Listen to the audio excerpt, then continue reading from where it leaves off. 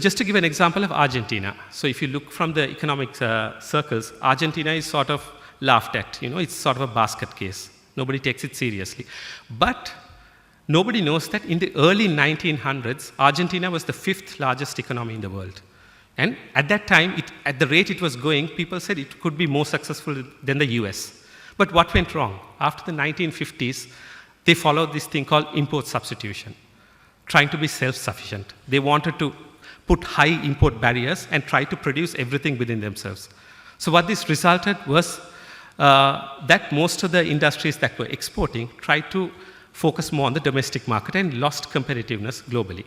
So naturally, in order to balance their payments, they started, instead of exports, it was, the alternative was debt, which sort of piled up.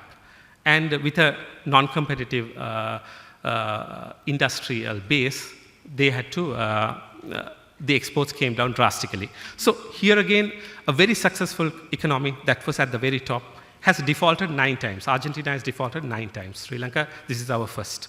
So Sri Lanka also has shown signs of, in 1970, we tried to be self-sufficient. That was a disaster, which brought in the government of J.R. Jayawardena in 1977, which led to, as I mentioned, reforms, but not done wholeheartedly. So even after the mid-2000s, we sort of tried to go in that path.